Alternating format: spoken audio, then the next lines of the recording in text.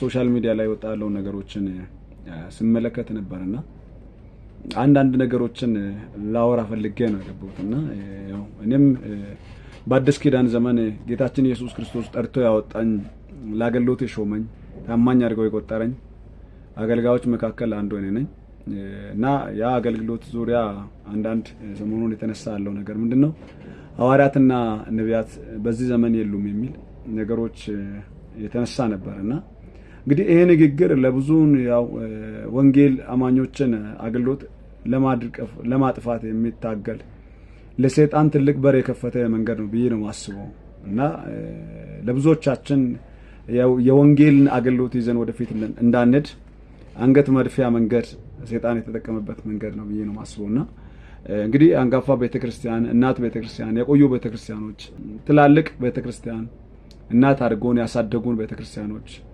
ናቸው ይሄን ነገር በጥቂቱ ያው ለራሳቸው በዶክትሪናቸው በራሳቸው አነሳስ ራሳቸው ባመኑበትን ማድረግ ይችላሉና ያን ነገር ሰይጣን በአደባባይ ላይ አወጥቶ ለብዙዎቻችን ውድቀት ምክንያት ያዘጋጀ እንደሆነ ለሁሉም ግልጽ ነው እና ነቢያቶች አሉ ወይ ሐዋርያቶች አሉ ወይ የሉም ወይ የሚለው ነገር ሲነሳ በሰፊው የእግዚአብሔርን ቃል ብንመለከት ጥሩ ነው ባይ ነኝ እንደ አንድ አገልጋይ እንደ አንድ ባለ ራእይ እንደ አንድ እግዚአብሔርን ቤት ለማገልገል እንደ አንድ ወንጌልን ለማገልገል እንደወጣ ሰው መጽሐፍ ቅዱስ የእግዚአብሔር ቃል ምን ይላል እግዚአብሔር አውዱ ምንድነው የሚለው የእግዚአብሔር ቃል ምንናገረው ምንድነው የሚለው ሲነሳ ነቢያት አለ ሐዋርያቶች አሉ እግዚአብሔርን ለማገልገል የተዘጋጁ ሰዎች አሉ ያ ማለት ምን ማለት ነው ብዙ ሰዎች ወጥተው የደቀሱ ያሉት ብዙ ሰዎች መጥተው የተናገሩ ያሉት በኤፌሶን ምዕራፍ 4:11 ላይ ያለውን የእግዚአብሔርን ቃል ነው ሁሉም የተጠቀሱ ያሉትና ይሄ ቃል ደግሞ ተገቢ ነው ትክክለኛ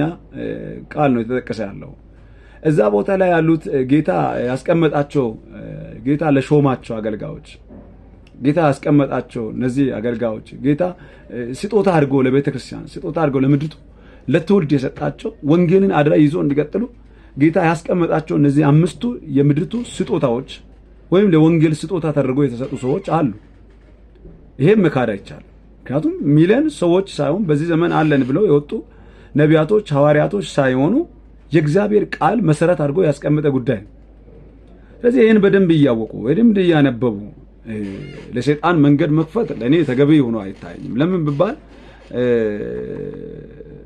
አምስቱ አገልጋዮች ወይም አምስቱ እግዚአብሔር ልጅ ኢየሱስ ስጦታ አድርጎ ከሰጠው ለቤተክርስቲያን ስጦታ አድርጎ ለሰጡት መካከል ሁለቱን እንወስዳለን ሶስቱ መቅረት አለበት ሶስቱን እንወስዳለን ሁለቱ መቅረት አለበት የሚል ከእግዚአብሔር ቃል ጋር ያጋጨናል እንጂ ትክክለኛ አይመስልም ምክንያቱም መጨረሻው ቦታ ላይ ስናነበው ዮሐንስ ራእይ ላይ የእግዚአብሔር ቃል ምንድነው የሚለን በዚህ ወንጌል የተጻፈው ቃል ላይ የሚቀንስ እድል ፋንታውን እግዚአብሔር ከኢየሩሳሌም ከታላቁ ከተማ ከመንግስተ ሰማያት እድሉን እንደሚያጎድል ይነግረናል የሚጨምር ደግሞ በዚህ መጽሐፍ ቅዱስ ውስጥ የተጻፈውን መቅሰፍት በላዩ ላይ ይጨምር ይላል መቀነስ እንደማይቻል መጨመር እንደማይቻል የእግዚአብሔር ቃል ግልጽ አድርጎ ይነግረናል የተጻፈው አምስቶች መካከል የምንቀንሰው ሁለት ለምንድን ነው እኔ ትልቁ ጥያቄ ለምን ነው የምንቀንሰው አጭበርባሪዎች አሉ አዎ ኦፍ ኮርስ አሉ ሌቦች አሉ አዎ አጭበርባሪዎች አሉ አዎ ግን መጽሐፍ ምንድነው የሚለን የእግዚአብሔር ቃል ትምህርት እንዲሆንልን ዘንድ የእግዚአብሔር ቃል ምንድነው የሚለን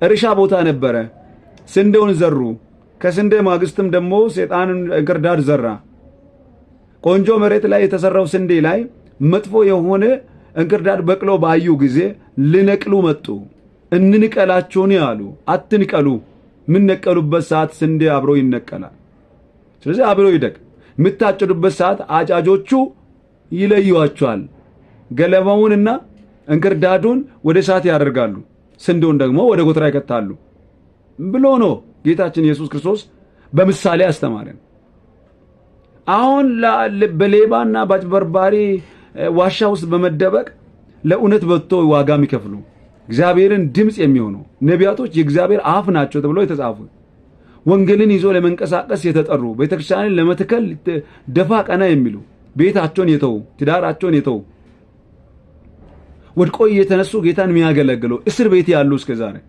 እየተመቱ ያሉ የተራቡ ያሉ የተጨነቁ ያሉ ሐዋርያቶች አሉ ነቢያቶች አሉ ለጌታ ወስነው የወጡት እነዚህ ሰዎችን አንገት ማስደፋት አይደለም ወይ የእግዚአብሔርን ቃል እንደዚህ ማዋረድ አይሆንም ወይ? ስለዚህ ይሄ በጣም የሚያስጨንቅ ነገር ነው በዚህ ዘመን ላይ የሆነ ያለውና ስለዚህ ነቢያቶች አሉ እና መጽሐፍ ቅዱስ ሲነግረን እንግዲህ ግልጽ አድርጎ ስለ ነቢያቶች ለሐዋርያቶች ይሄን ይነግረናል። ሌላው ነቢያቶች አሉ የሚለው ነገር ላይ በኤፌሶን 2ም ልናነበው እንችላለን። ኤፌሶን 2 ላይ 20 ላይ ምንድነው የሚለን? ስለ ነቢያቶች ምንድነው የሚለን የእግዚአብሔር ቃል? ሌላው ማቴዎስ ወንጌል ምዕራፍ 5 ቁጥር 17 ላይ ምንድነው የሚለን የእግዚአብሔር ቃል? ጌታ ራሱ የተናገረበትን ቃል በጣም እናስታውሳለን ብዬ አስባለሁ። ሐዋርያቶች አሉ የሉም፣ ነቢያቶች አሉ የሉም ከምንል ጌታ ኢየሱስ ምን አለ የሚለውን ከእግዚአብሔር ቃል ጠንቅቀን ልናውቀው ይገባል። ምንድነው ያለው ጌታ ኢየሱስ በማቴዎስ ወንጌል ምዕራፍ 5 ቁጥር 17 ላይ እኔ ሕግንና ነቢያትን ልሽር አልመጣሁም ነው ያለው። ቃል በቃል ልሽር አልመጣሁም፣ ላጠፋ አልመጣሁም። ምን ላመረገው ነው? ላጸና ነው የመጣሁት። ላጸና ነው የመጣሁት፣ ላስተካከል ነው የመጣሁት ነው ያለው። ላጸና ነው የመጣሁት። ኢየሱስ ያጸናውን አሁን ልናፈርሰው ተገቢ አይደለም። ኢየሱስ አጸናው ነው ያለው። ላከብራቸው መጣ ነው፣ ላጸናቸው መጣ ነው። ሌላው ደግሞ አንደኛ ቆሮንቶስ ምዕራፍ 5 ቁጥር 20 ላይ ምን እንደሚለን የእግዚአብሔር ቃል ትንቢትን አትናቁ፣ መርምሩ። ትንቢትን አትናቁ፣ ተቀበሉ። ግን ምን አድርጉ? መርምሩ። ትንቢት ከየት ነው የሚመጣው? ነቢይ ከሌለ። ቤተክርስቲያን በማን ነው የሚተከለው? ሐዋርያ ከሌለ። ወንጌል ወደን ሐዋርያትን አንወደውም፣ እግዚአብሔርን ድምጽ ወደን ነቢያትን አንፈልገውም ካልነው በጣም ትልቅ ስህተት ነው። የእግዚአብሔርን ድምጽ እንፈልጋለን ሁላችን፣ ቤተክርስቲያን ውስጥ ያለን በክርስቶስ ኢየሱስ ያመንን አዲስ ኪዳን የሆንን ሰዎች በሙሉ የእግዚአብሔርን ድምጽ የምንጠማ ሰዎች ነን። እግዚአብሔር ለኔ የሚል ይላል። ትውድ ይፈልጋል፣ የታመመው ይፈልጋል፣ ጤነኛ ይፈልጋል፣ በሽተኛ ይፈልጋል። የእግዚአብሔርን ድምጽ የማይፈልግ የለም። ምክንያቱም በጎቼ ድምጽን ይሰማሉ ነው።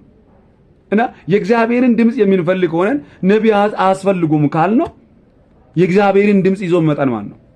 እግዚአብሔርን ድምጽ የምንሰማው ከማን ነው የሚለው ነው። ይሄ በጣም መታሰብ ያለበት ጉዳይ ነው። ሌላው ደግሞ በጣም ትላልቅ ነገስታቶችም ነቢያቶችን ፈልጉ ነበር በብሉይ ኪዳን። አሁን የተነገረ ያለው የተወራ ያለው በብሉይ ኪዳን በኋላ አዲስ ኪዳን ውስጥ ነቢይ የለም ነው። እኔ አሁን ያነበብኩ ያለው ተጠቀስኩ ያለው የእግዚአብሔር ቃል በአዲስ ኪዳን ውስጥ ነው። ኢየሱስ ነቢያትንና ሐዋርያትን ልሽር አልመጣው፣ ሕግን ልሽር አልመጣውም ያለው ማቴዎስ ወንጌል ምዕራፍ 5 ቁጥር 17 ላይ ነው። ትንቢትን አትናቁ፣ መርምሩ፣ ተቀበሉ ነው።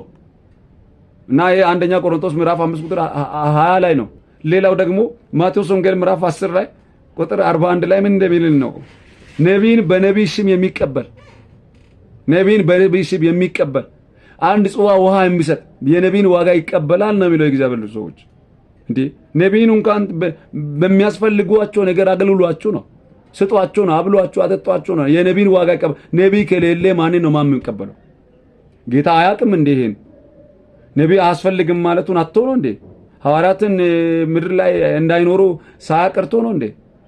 ነቢይን ተቀበሉ ነው፣ ውሃ ስጡ ነው፣ የነቢይን ዋጋ ትቀበላላችሁ ነው ያለው ጌታ። አሁን ከመሬት ተነስተን ነቢይ የለም ሐዋርያ የለም ከምንለው እግዚአብሔር ቃል ምን አለ የሚለው ነገር በሰፊው ብንመለከት ጥሩ ነው ብዬ ነው አስበው። ለምሳሌ ለአንድ ሰው ለሆነ ነገር ላይ የራሱ የሆነ ለቤተክርስቲያንቷ የራሱ የሆነ ዶክትሪን ይኖራል፣ የምትመራበት ነገር ይኖራል። ግን መጠናት ያለበት ሰይጣን እሱን ንግግር ዋሻ ያደርግና ልክ አሁን እኛ ሐሰተኛ ነቢያቶች ሐሰተኛ ሐዋርያቶች ብለን ዋሻ አድርገን ሌሎችን ለመምታት መንገድ አዘጋጅተን እንደምንነሳ ሰይጣንም ያለን ዱላ አድርጎ ነው የሚነሳው። ወንጌልን ነው የሚመታው፣ አገልጋዮችን ነው የሚመታው። በጣም ተስፋ የሚያስቆርጥና የእግዚአብሔርን ቃል የሚለይ የእግዚአብሔርን ቃል ግማሹን አካፍሎ ግማሹን ይዞ የሚሄድ ወደ ስህተት ትምህርት ውስጥ የሚያስገባ ስርዓት ነው የተፈጠረ ያለው ምድራችን ላይ። ስለዚህ ነቢያት አለ የለም ወይ? አለ ነው፣ ያው የሚቀበል ነው የሚለው የእግዚአብሔር ቃል። ሌላው ሉቃስ ወንጌል ምዕራፍ 4:24 ላይ ጌታ እንደዚህ ነው ያለው። ምንድን ነው ያለው? ነቢይ በገዛ ሀገሩ ካልሆነ በስተቀር ሳይከበር አይቀርም ነው። አይቀርም፣ ይከበራል። ነቢይ ይከበራል፣ ተከብሮ ነው የሚያገለግለው። ተቀባይነት አገልግሎት ነው የሚያገለግለው። በገዛ ሀገሩ ሊናቅ ይችላል፣ በተወለደበት ምድር ሊናቅ ይችላል፣ በተወለደበት ሰፈር ላይ እንደዚህ አይነት ነገሮች ላጋጥመው ይችላል። ነገር ግን ከገዛ ሀገሩ ካልሆነ በስተቀር ነቢይ ሳይከበር አይቀርም ነው። በአዲስ ኪዳን ላይ ይዋረዳል አላለም። አዲስ ኪዳን ላይ ታሪኩ ይቀራል አላለም። አዲስ ኪዳን ላይ ይደመሰሳል አላለም። በገዛ ሀገሩ ካልሆነ በስተቀር ሳይከበር አይቀርም ነው። ይቀጥላል ነው፣ ያገለግላል ነው፣ ይከበራል ነው። ኬታ መተን ነው የለንም ነው። ኬታ መተን ነው ነብይ እግዚአብሔር ቃል አይወደንም እንለው። ደሞ ሌላ ሐዋርያት ሥራ ምዕራፍ 2 ቁጥር 17 ላይ እስከ 18 ምንድን ነው እግዚአብሔር ቃል ኢዩኤል ላይ ይሄን ቃል ደግመዋል። በመጨረሻው ሰዓት በሴትና በወንድ ልጆች ላይ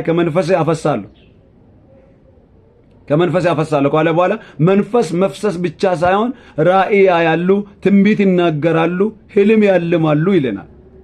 ትንቢት ይናገራሉ፣ ራእይ ያያሉ፣ ህልም ያልማሉ፣ ኦፍ ኮርስ ይናገራሉ፣ ያገለግላሉ።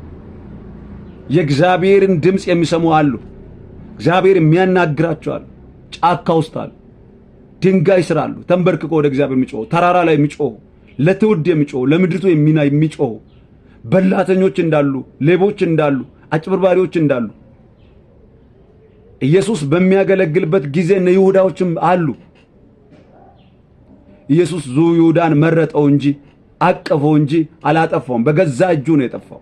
እኛ ግን በአንደኛው በሁለተኛው ጥፋት ወንጌልን ለመምታት ተቀብተው የወጡትን እግዚአብሔርን ብሎ አገልግሎትን ብሎ ራሳቸውን ቤታቸውን ኪዶ ልጆቻቸውን ኪዶ ትዳራቸውን ኪዶ የሚበሉትን ትቶ የተወላገደ ጫማ እያደረጉ እየተራቡ ሚንከራተቱ አገልጋዮችን የእግዚአብሔርን ድምጽ የሚሰሙት ነቢያትንና ሐዋርያትን አንገት ማስደፋት ተገቢ አይደለም። እንደ አንድ አገልጋይ ይሰማኛል።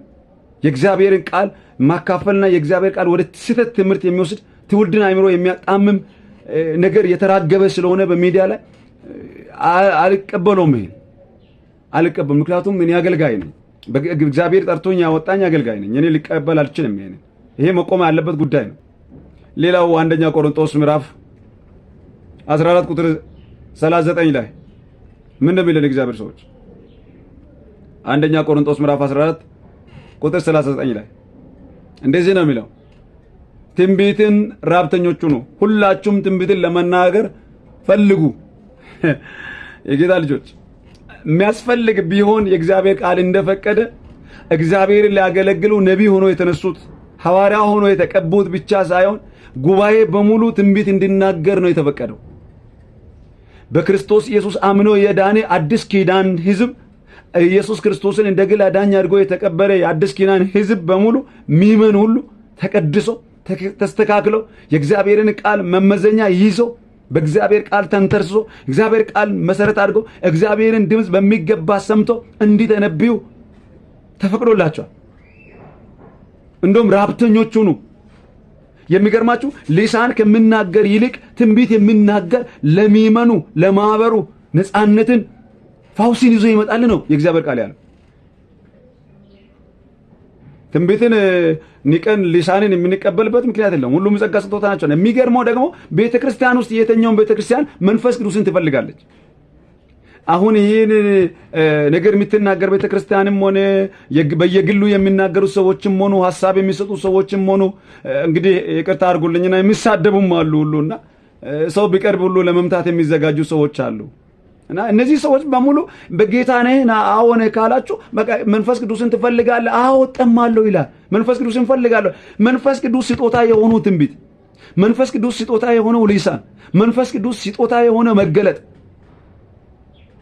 ግን አንፈልግም ብለን ልንሽረው ደግሞ መንፈስ ቅዱስን ልንፈልገው ይሄ የማይሆን ነገር ነው።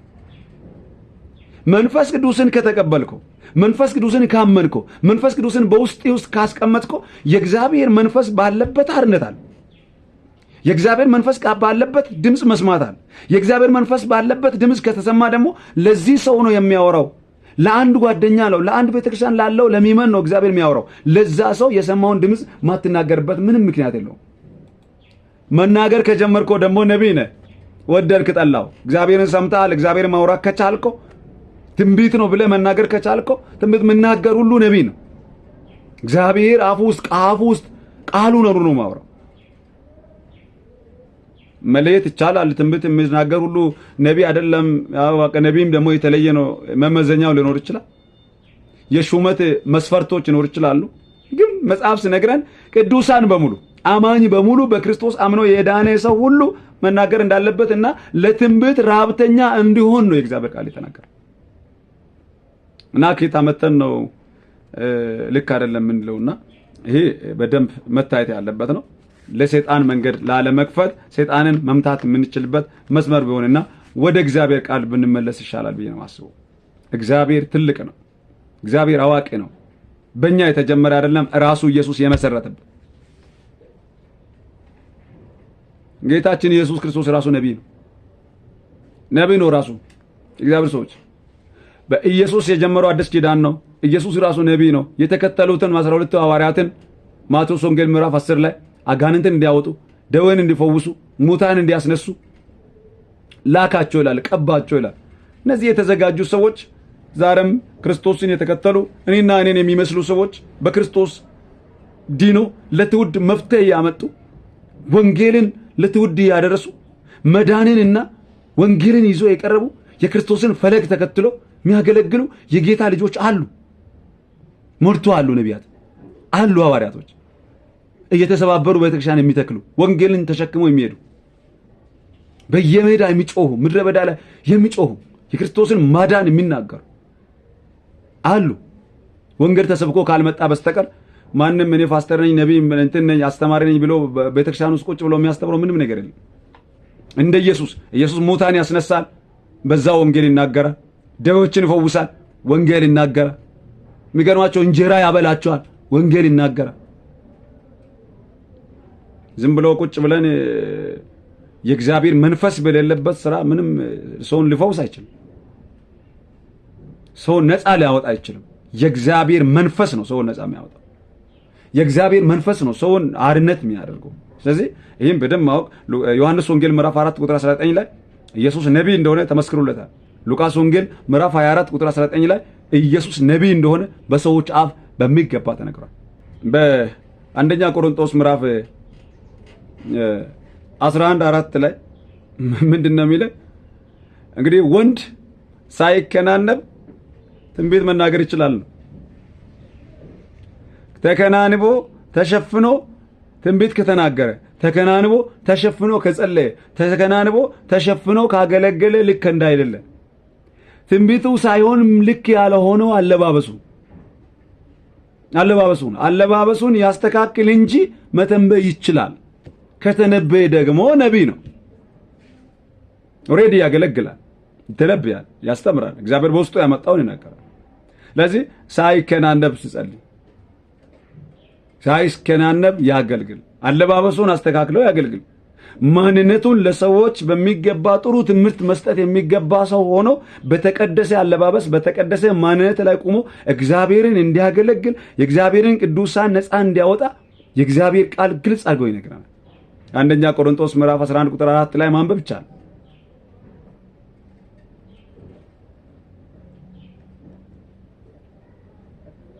ትንቢት ስጦታዎችን እንድንቀበል የእግዚአብሔር ቃል በጣም ይነግረናል። ሴት ደግሞ የለም ነው አሁን በብዛት የሚሰማው። ሴት ትንቢት መናገር የለባትም፣ ሴት መጸለይ የለባትም፣ ሴት ማገልገል የለባትም ነው። መጽሐፍ ቅዱስ ውስጥ የሚያገለግሉ ድንቅ ሴቶች ነበሩ። በጣም እግዚአብሔር የቀባቸው ሴቶች ነበሩ። የእግዚአብሔርን አገልግሎት በሚገባ የሚያገለግሉ አገልጋዮች ነበሩ እና ከነዚህ አገልጋዮች መካከል ብዙዎችን ማንሳት ይቻላል። እና መነሻ ያክል ወይም የእግዚአብሔርን ቃል ለሚለው ለማወቅ ያክል ሴት ተከናንባት ትንቢት ተከናንባት አገልግል ነው የሚለው ሉቃስ ወንጌል ምዕራፍ 12 ላይ ቁጥር 10 ላይ ተከናንባ አለባበሷን አስተካክላ የእግዚአብሔር ልጆች ራሷን አስተካክላ ራሷን አይታ ታገልግል ነው የሚለው። አታገልግል፣ አትተንቢ፣ በቃ ማገልገል አትችልም ማለት ነው። ታገልግል ነው የሚለው። አንደኛ ቆሮንቶስ ምዕራፍ 12 ላይ እንዲህ ብሎ ይነግረናል ቁጥር 10 ላይ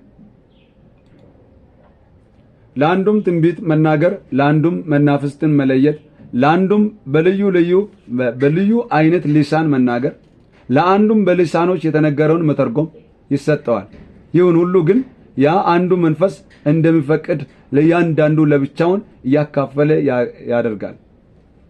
አካልም አንዱ እንደሆነ ብዙ ብልቶችም እንዳሉበት፣ ነገር ግን የአካል ብልቶች ሁሉ ብዙዎች ሳሉ አንድ አካል እንደሆነ ክርስቶስ ደግሞ እንዲሁ ነው ይለናል። ስለ ጸጋ ስጦታዎች እንግዲህ ለአንዱ ለአንዱ ትንቢት መናገር ነቢይ ነው። መናገርን ሰጠ። ለአንዱ መናፍስትን መለየትን ሰጠ። ለአንዱ በልዩ አይነት ሊሳን መናገር እንድችል ሰጠ። እነዚህ ስጦታ የተቀበሉ፣ እነዚህ በስጦታ የተቀቡ፣ እነዚህ ክርስቶስን ሊያገለግሉ ወንጌልን ይዞ ሊያስቀጥሉ የተቀቡ ሰዎች ዛሬ በአዲስ ኪዳን ዘመን አሉ። ነገም ያገለግላሉ። የሚቀጥሉ ጊዜያቶች ያገለግላሉ። የተቀቡ የሚነሱ ትውልድ፣ የተቀቡ የሚነሱ ነቢያት፣ የተቀቡ የሚነሱ ሐዋርያት ይኖራሉ። ክርስቶስ ኢየሱስ እስከሚመጣ እስከ ዓለም መጨረሻ ይኖራሉ፣ ያገለግላሉ፣ ይቀጥላሉ። ሌላው አንደኛ ቆሮንቶስ ምዕራፍ 14 ቁጥር 10 ላይ ቁጥር 4 ላይ ይቅርታ 14 10 ላይ እንደዚህ ይላል። ምንድነው የሚለኝ? 4 ላይ በሊሳን የሚናገር ራሱን ያነጻል። እንግዲህ በደንብ አስተውሉ። በሊሳን የሚናገር ራሱን ያነጻል፣ ትንቢት የሚናገር ግን ማህበሩን ያነጻል። ትንቢት የሚናገር ግን ማህበሩን፣ ሚመኑን፣ ህዝብን። አንድ ሰው ሊሳን ከተናገረ ራሱን ነው። ምን እንደሚናገር ላያውቅ ይችላል። አንድ ሰው እግዚአብሔር ከረዳበት መንፈስ ቅዱስ ከገለጠ ትርጉሙን ሊያውቅ ይችላል። አንዳንዱ ግን ዝም ብሎ በመጣበት ነው የሚጸልየው። በእግዚአብሔር መንፈስ ውስጥ ገብቶ ነው የሚጸልየው። ትንቢት የሚናገር ግን ምስጢራትን ይገልጣል። ምን ይዞ እንደመጣ ያውቃል። እንደሰማ እንደተመለከተ ይመለከታል፣ ያያል። ወደ ውድቀት የሚሄደውን ይመልሳል፣ ወደ ሞት የሚሄደውን ይመልሳል። አንዳንድ ጊዜ ያገለገልኩ ያጋጠመኝ ብዙ ነገሮች አሉና ዛሬ ጌታ ካልተናገረ ተመልሼ ሄጄ ጌታን ክዳለሁ ብሎ በጣም በብዛት ወደ ቸርች የሚገቡ ህዝቦችን አገልግዬ አውቃለሁ። ተነሺ የሰራዊት ጌታ እግዚአብሔር እንዲህ ይላል፣ ለምን ነው እንደዚህ ያልሽው ሲል በቃ አገኝቶኛል፣ ከዚህ በኋላ ጌታን አልክድም፣ ከኔ ጋር እንዳለ አውቃለሁ ብሎ ህይወታቸውን ያስቀጠሉ ብዙ ሰዎችን አገልግዬ አውቃለሁ።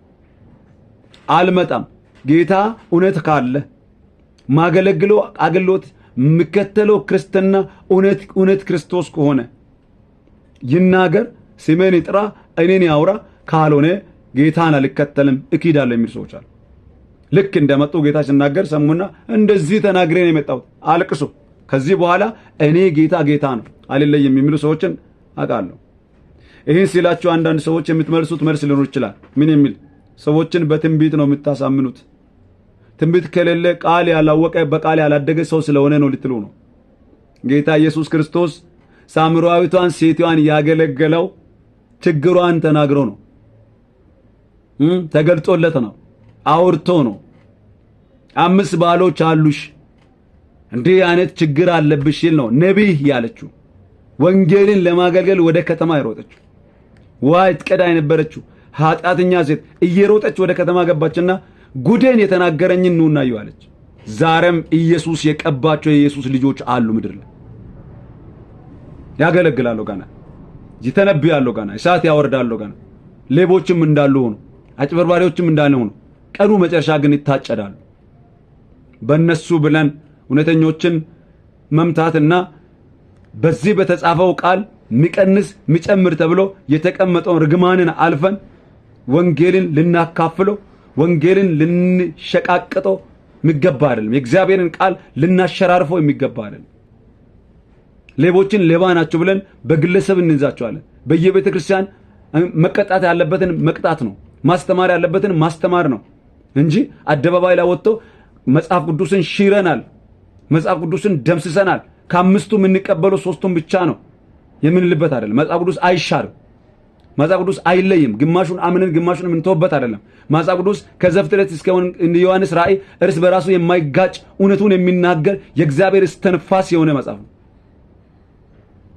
እዛ ውስጥ የተቀመጠውን ሁሉን አምነን ነው የምናገለግለው፣ ሁሉን አምነን ነው የምንከተለው። ስለዚህ ሊሳን ከሚናገር ይልቅ ትንቢት የሚናገር ይበልጣል። ሊሳን መንፈስ ቅዱስ የሚሰጥ ነው። ሰው ለግሉ ለራሱ መጽናናት ከመንፈስ ቅዱስ ጋር ማውራት ራሱን ነፃ ለማድረግ የሚጸልይበት ነው። ትንቢት ግን ትውልድን፣ ህዝብን፣ ሚመንን ነፃ እንደሚያወጣ የእግዚአብሔር ቃል ቆሮንቶስ ምዕራፍ 14 ላይ በደንብ ይነገራል። ትንቢት አለ፣ ነግራቸዋለሁ፣ ነቢይ አለ። ትንቢትን ፈልገ ነቢይን ልጠላ አትችልም። ጌታ ኢየሱስን እንደ ግል አዳኛችሁ ተቀብሎ መንፈስ ቅዱስን የተሞላ ክርስቲያን ሁሉ ትንቢት እንዲናገር እግዚአብሔር ልጅ ኢየሱስ ፈቅዷል። አንደኛ ቆሮንቶስ ምዕራፍ 14 ቁጥር 31 ላይ እና መጨረሻውና ሐሳቤን ያው ከዚህ በኋላ እቀጥላለሁ፣ እግዚአብሔር ይረዳኛል። መጨረሻውና አንድ በጣም የገረመኝ ነገር ልንገራችሁ። አንድ ቅድም ላነሳሳ ጀምሬ ነው ተውኩትና የሴት ነብይ የለችም፣ ሴት ነብይ የለችም። አሁን በጣም ደግሞ በጣም እንትን ያለው በቃ ሴት ነብይ ሴት ማግለል የለባትም፣ ሴት ነብይ የለችም እንደተባለ ያለውና መጽሐፍ ቅዱስ ውስጥ በጣም ያገለገሉ ብዙዎቻችሁ የምታውቁት ሴቶች አሉ። በጣም ድንቅ ሴቶች አሉ፣ እግዚአብሔርን ያገለግላሉ፣ ተነብያሉ፣ ባለራእዮች ናቸው፣ እግዚአብሔርን ቃል ይሰብካሉ። ሰው ሁሉ በክርስቶስ አንድ ነው። ብሉይ ኪዳን ውስጥ የነበረው ነብይነት ትተን ብሉይ ኪዳን ውስጥ ነው ነብይነት ያለው ብለን አዲስ ኪዳን አንቀበልም ብለን ብሉይ ኪዳን ላይ የሚያገለግሉም አዲስ ኪዳን ላይ ያገለግሉ ያሉ ሴቶችንም አሁንም ማቆም ተገቢ አይደለም። አሁንም መዝጋት ተገቢ አይደለም። ብሉይ ኪዳን ነው ያገለግሉት፣ ብሉይ ኪዳን አገልግለዋል። እነ ፌቤን፣ እነ ዲቦራ፣ እነ አስቴር በተለያየ አገልግሎት ያገለግላሉ። በጣም የገረመኝ ደግሞ ይኸውላችሁ ሉቃስ ወንጌል ምዕራፍ 2 ቁጥር 36 ላይ ምንም እንደሚላችሁ ላሳችሁ። ሉቃስ ወንጌል ምዕራፍ 2 ሉቃስ ወንጌል ምዕራፍ 2 ቁጥር 36 እንዲህ ይለናል። ከአሴር ወገን የምትሆን የፋኑኤል ከአሴር ወገን የምትሆን የፋኑኤል ልጅ ሃና የምትባል አንዲት ነብይ ነበረች። ምን ነብይ? አንዲት ነብይ ነበረች። ምንድነች እቺ ነብይ? ነብይ ነች፣ አገልጋይ ነች። እርሷም ከድንግልናዋ ጀምራ ከባሏ ጋር 7 ዓመት ኖረች። እርሷም ሰሜናዊ 4 ዓመት ያክል መበለት ሆና በጣም አርጅታ ነበረ ይልና ስለ ታሪኳም ያወራል። ነብይ ነበረች ነው። ብሉይ ኪዳን አይደለም፣ አስተውሉ፣ አዲስ ኪዳን ነው። መጽሐፍ ቅዱስ ነብይ ነች ነው ያለው። መጽሐፍ ቅዱስ በአዲስ ኪዳን ውስጥ ያሉ ሴት ነቢያቶች ያወራል። እና ምን ላደርግ ነው? ቤተክርስቲያን ከፍቶ ራእይ ይዞ ያገለገሉ አሉ አንጋፋ ነቢያቶችን ምን ልናቸው? አንጋፋ ሐዋርያቶችን ሴቶችን ምን ልናቸው? ምን ልናቸው ነው? ያገለገሉ ነው። ነብይ ነፍሳትን የማረኩ ነው። መጽሐፍ ቅዱስ ደግሞ የደገፋቸው ነው። ያገለገሉ እንደነበረ የደገፋቸው ነው። ነቢያቶች አሉ እያለ ነው ሉቃስ ወንጌል ምዕራፍ 2 ቁጥር 36 ላይ በደንብ ይነበብ። ስለዚህ የሚጨመር የሚቀንስ መርገም እንዳለ በሚገባ ተረድተናል ብዬ አስባለሁ። እግዚአብሔር ጊዜ ሲሰጥ ሌላውንም ያው የሚጨምረው ይሆናል። የእግዚአብሔርን ቃል ከማበላሸትና እግዚአብሔርን ለማገልገል ወጥተው የሚሮጡ ሰዎች አንገት ባይደፉ፣ ወንጌል ለሁለት ባይከፈል፣ ለሰይጣንና ይህንን እውነት የሚጠሉ መንገድ ባንከፍትላቸው፣ በቤት መገሰጽ ያለበት ቢገሰጽ፣ እያንዳንዱ ሸታም የሚባለው ነብይ በቃ ሐሰተኛ ነው የተባለው ሐዋርያ። እኔ ደግሞ የገረመኝ ነገር ሌላ ነገር አለና በጣም የገረመኝ ነገር ያሳቀኝ ነገር እንግዲህ ሐዋርያ ለምኑ ነው ደግሞ ውሸታም ያደረገው? እሱ ነው ስሙ ነው። እሺ ነብይስ እሺ ውሸቱ ስለምናገር ነው ይባላል። ኦኬ ሐዋርያት ብሎ ቸርች የሚከፍሉ ባለ ራእዮች ሊሆን ይችላልና ሐዋርያው ትልቁ ስራው ቤተክርስቲያን መትከል ነው። ተልእኮ ያለ ሰው ቤተክርስቲያን መስራች ነው። እንደ ጴጥሮስ ክርስቶስ ቤተክርስቲያንን ባንተ ላይ መሰረታለሁ ያላቸው ሰዎች ናቸው። ነቢያት ስራዎች የተገለጡ ነው። የሐዋርያ ስራ የተገለጠ ነው። የአስተማሪ ስራ የተገለጠ ነው። የእረኛ ስራ የተገለጠ ነው። የመጋቢ ስራ፣ የወንጌላዊ ስራ የተገለጠ ነው። ሁሉም መጨፍለቅ ሳይሆን በስራቸው እንወቅ፣ በጥሪያቸው እንወቅ፣ በፍሬያቸው እንለይ። የጌታ ልጆች በፍሬያቸው እንለይ። ፍሬውንም አንርገጣቸው። በቃ ፍሬ አይረገጥም። ለምን ፍሬ ይረገጣል? አመሰግናለሁ። ቀጥላለን። ስለዚህ ማስተዋልን እንውሰድ፣ እንጸልይ፣ ንስሐ እንግባ፣ የእግዚአብሔርን ቃል እንመርምር። ተባረክ።